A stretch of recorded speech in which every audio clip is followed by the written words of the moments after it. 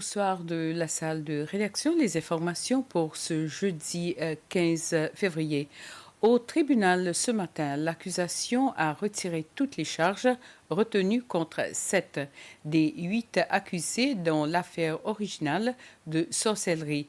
Mais le Tanzanien Ali Saïd est toujours accusé de possession d'objets de sorcellerie.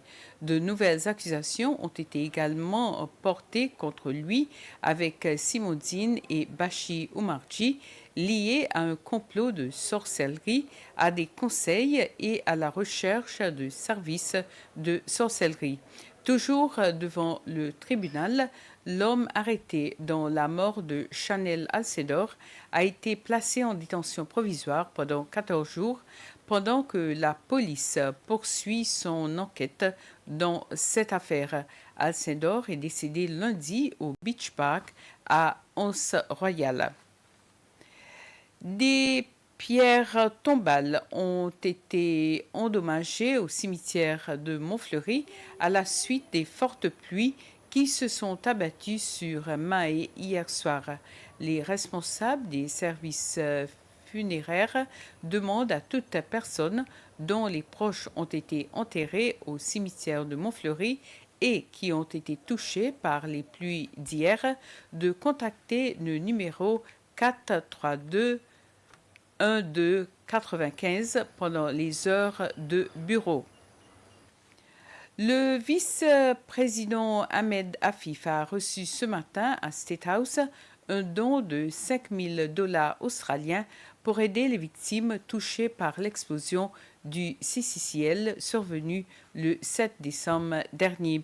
Le don a été remis au vice-président par Marcus Mitz, un jeune Seychellois, représentant une partie de la diaspora séchelloise en Australie, ainsi que des amis des Seychelles. Marcus a déclaré que de nombreuses personnes avec qui il a parlé à l'étranger étaient prêtes à aider de toutes les manières possibles et c'est là qu'est née l'idée de collecter des fonds et de les remettre aux Seychelles. Le vice-président a remercié Marcus ainsi que tous ceux qui ont contribué à faire ce don et l'a assuré que cela servirait à contribuer aux efforts de rétablissement dans les zones touchées. L'entreprise Seychelles Agency SA et l'Université des Seychelles ont signé un protocole d'accord pour plus de coopération et d'engagement dans les domaines de l'enseignement et les recherches, entre autres.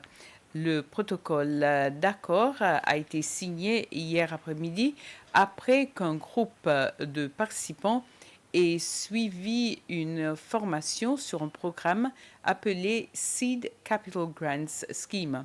La formation visait à les qualifier pour obtenir des subventions dans le cadre de ce programme. 21 personnes qui vont lancer leur entreprise ou qui ont déjà leur propre entreprise ont reçu des certificats après avoir terminé la formation.